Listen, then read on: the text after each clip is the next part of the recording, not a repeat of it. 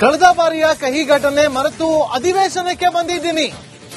ಜನರು, ರೈತರು, ವನ್ಯಜೀವಿ, ಅತಿವೃಷ್ಟಿ, ಭದ್ರಾ ಅಣೆಕಟ್ಟು, ಭ್ರಷ್ಟಾಚಾರದ ಬಗ್ಗೆ ಅಧಿವೇಶನದಲ್ಲಿ ಚರ್ಚೆಯನ್ನ ಮಾಡ್ತೀವಿ ಅಂತ ರಿಪಬ್ಲಿಕ್ ಕಾರಣಕ್ಕೆ ಬಿಜೆಪಿ ಎಂಎಲ್ಸಿ ಸಿಟಿ ರವಿ ಅವರು ಹೇಳಿದ್ದಾರೆ. ರೈತರಿಗೆ ನ್ಯಾಯವನ್ನ ಕೊಡಿಸ್ತೀವಿ ಅಂತ ಕೂಡ ಹೇಳಿದ್ದಾರೆ. ಕಳೆದ ಬಾರಿ ಕಹಿ ಘಟನೆ ಆಗಿತ್ತು, ಅರೆಸ್ಟ್ ಆಗಿದ್ರು, ಇಡೀ ರಾತ್ರಿ ಸುತ್ತಾಡಿಸಿದ್ರು, ಠಾಣೆಯಿಂದ ಠಾಣೆಗೆ ಅವರನ್ನು ಅಲ್ದಾಡಿಸಿದ್ರು. ಅದೆಲ್ಲವನ್ನ ಕೂಡ ಮರೆತು ಸದನಕ್ಕೆ ಬಂದಿದ್ದೀನಿ ಅಂತ ಹೇಳಿದ್ದಾರೆ. ನಮ್ಮ ಜೊತೆ ವಿಧಾನ ಪರಿಷತ್ ಸದಸ್ಯರಾದಂತಹ ಸಿಟಿ ರವಿ ಅವರಿದ್ದಾರೆ, ಅವ್ರನ್ನ ಮಾತಾಡಿಸ್ತಾ ಹೋಗ್ತೇನೆ. ಸರ್, ಇವತ್ತು ಅಧಿವೇಶನ ಯಾವ ರೀತಿಯಾದಂತಹ ತಯಾರಿಯನ್ನು ಮಾಡ್ಕೊಂಡಿದ್ರ? ವಿಧಾನ ಸಭೆಯಲ್ಲಿ ವಿಧಾನ ಪರಿಷತ್ ಬಹಳ ಪ್ರಮುಖ, ಯಾಕಂತಂದ್ರೆ ಅತಿ ಹೆಚ್ಚು ಶಾಸಕರು ಜೆಡಿಎಸ್ ಮತ್ತು ಬಿಜೆಪಿಯಿಂದ ಸೇರಿ ಇರ್ತೀರ. ಯಾವ ರೀತಿ ತಯಾರಿ ಇದೆ ಸರ್? ಏನಂದ್ರೆ ಬೆಳಗಾವಿ ಅಧಿವೇಶನ ಒಂದು ವಿಶೇಷವಾಗಿ ಕರೆಯುವಂತ ಅಧಿವೇಶನ. ಹಾಗಾಗಿ ನಮ್ಮ ಅಪೇಕ್ಷೆ ಇರತಕ್ಕಂಥದ್ದು ಜನರ ಸಾಮಾನ್ಯ ಬದುಕಿನ ಸಮಸ್ಯೆಗಳನ್ನು ಕುರಿತು ಚರ್ಚಿಸಬೇಕು.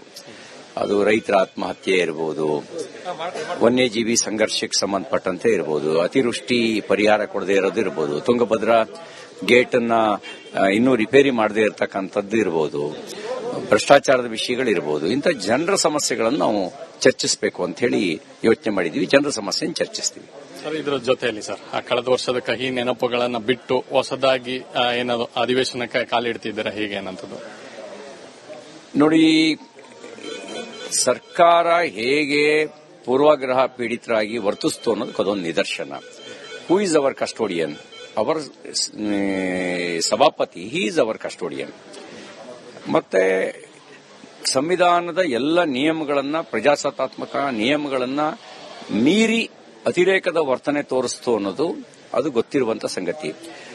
ಆ ಕಹಿ ಘಟನೆಯನ್ನು ಆಧರಿಸಿ ನಾನು ನನ್ನ ಮನಸ್ಸಿನಲ್ಲಿ ಕಹಿ ಭಾವನೆ ಇಟ್ಕೊಳ್ಳಲ್ಲ. ಆದರೆ ಮನಸ್ಸಿನಲ್ಲಿ ಕಹಿ ಭಾವನೆ ಇಟ್ಕೊಳ್ಳದೇ ಇದ್ರೂ ಕೂಡ ಇದೊಂದು ಪ್ರಜಾಪ್ರಭುತ್ವದ ವ್ಯವಸ್ಥೆಗೆ, ಸಂವಿಧಾನಬದ್ಧವಾಗಿರುವಂತಹ ವ್ಯವಸ್ಥೆಗೆ ಈ ಸರ್ಕಾರ ಮಾಡಿದ ಅಪಮಾನ ಅನ್ನೋದು ಒಂದು ಇತಿಹಾಸದಲ್ಲಿ ದಾಖಲಾಗಿರೋ ಸಂಗತಿ.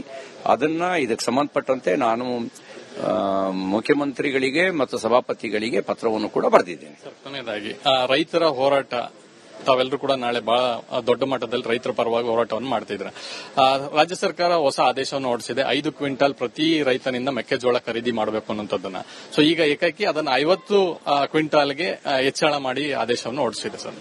ಈಗ ನಾವೇನು ಹೇಳಿದೀವಿ ಸರ್ಕಾರಕ್ಕೆ, ಕಳೆದ 1.5 ತಿಂಗಳಿಂದ ರೈತರು ಬೀದಿಯಲ್ಲಿ ನಿಂತು ಮೆಕ್ಕೆಜೋಳ ಖರೀದಿ ಕೇಂದ್ರ ತೆರೀರಿ ಅಂತ ಹೋರಾಟ ಮಾಡ್ತಾ ಇದ್ರು. ನೀವು ಅವತ್ತೇ ತೆರೆದಿದ್ರೆ ಸಾಮಾನ್ಯ ರೈತರಿಗೆ, ಬಡ ರೈತರಿಗೆ ಅನುಕೂಲ ಆಗ್ತಿತ್ತು. ಅವರು 1700, 1800 ರೂಪಾಯಿಗೆ ಕ್ವಿಂಟಾಲಿಗೆ ಮಾರಾಟ ಮಾಡಿದ್ದಾರೆ. ಈಗ ನಾವು ತೆರೆದಿದ್ದೇವೆ, ಈಗ ಯಾರಿಗೆ ಹೆಚ್ಚು ಲಾಭ ಆಗುತ್ತೆ ಅಂತ ಕೇಳಿದ್ರೆ ಇದರ ಲಾಭ ಹೆಚ್ಚಾಗ್ತಕ್ಕಂಥದ್ದು ದಲ್ಲಾಳಿಗಳಿಗೆ. ಇದಿಷ್ಟು ಸಿಟಿ ರವಿ ಅವರ ಮಾತು. ಕ್ಯಾಂಪರ್ಸನ್ ಕಳೆದ ಬಾರಿಯ ಕಹಿ ಘಟನೆ ಮರೆತು ಅಧಿವೇಶನಕ್ಕೆ ಬಂದಿದ್ದೀನಿ. ಜನರು, ರೈತರು, ವನ್ಯಜೀವಿ, ಅತಿವೃಷ್ಟಿ, ಭದ್ರಾ ಅಣೆಕಟ್ಟು, ಭ್ರಷ್ಟಾಚಾರದ ಬಗ್ಗೆ ಅಧಿವೇಶನದಲ್ಲಿ ಚರ್ಚೆಯನ್ನ ಮಾಡ್ತೀವಿ ಅಂತ ರಿಪಬ್ಲಿಕ್ ಕಾರಣಕ್ಕೆ ಬಿಜೆಪಿ ಎಂಎಲ್ಸಿ ಸಿಟಿ ರವಿ ಅವರು ಹೇಳಿದ್ದಾರೆ.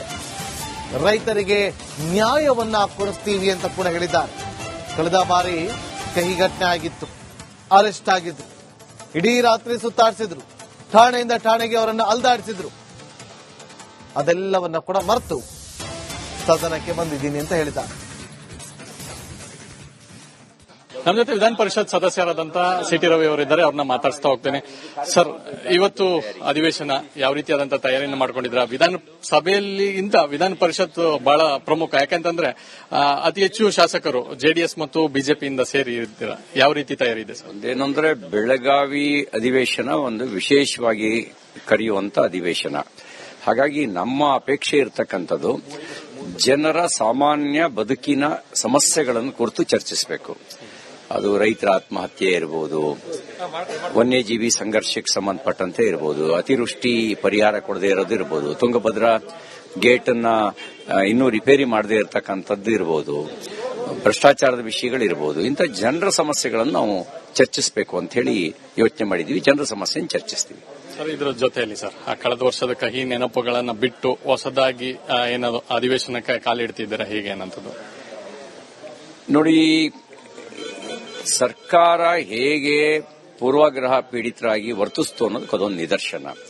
ಹೂ ಇಸ್ ಅವರ್ ಕಸ್ಟೋಡಿಯನ್? ಅವರ್ ಸಭಾಪತಿ, ಹಿ ಈಸ್ ಅವರ್ ಕಸ್ಟೋಡಿಯನ್. ಮತ್ತೆ ಸಂವಿಧಾನದ ಎಲ್ಲ ನಿಯಮಗಳನ್ನ, ಪ್ರಜಾಸತ್ತಾತ್ಮಕ ನಿಯಮಗಳನ್ನ ಮೀರಿ ಅತಿರೇಕದ ವರ್ತನೆ ತೋರಿಸ್ತು ಅನ್ನೋದು ಅದು ಗೊತ್ತಿರುವಂತ ಸಂಗತಿ.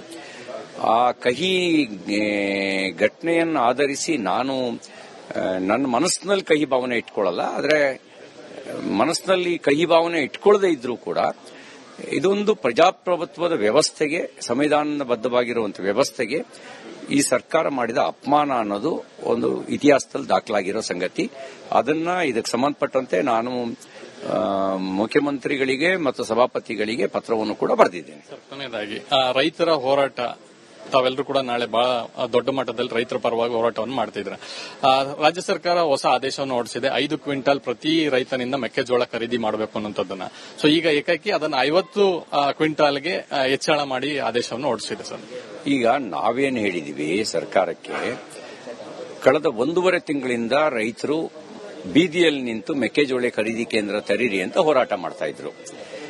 ನೀವು ಅವತ್ತೇ ತೆರೆದಿದ್ರೆ ಸಾಮಾನ್ಯ ರೈತರಿಗೆ, ಬಡ ರೈತರಿಗೆ ಅನುಕೂಲ ಆಗ್ತಿತ್ತು. ಅವರು 1700, 1800 ರೂಪಾಯಿಗೆ ಕ್ವಿಂಟಾಲಿಗೆ ಮಾರಾಟ ಮಾಡಿದ್ದಾರೆ.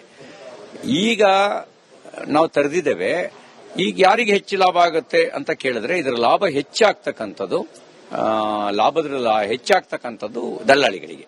Thank you.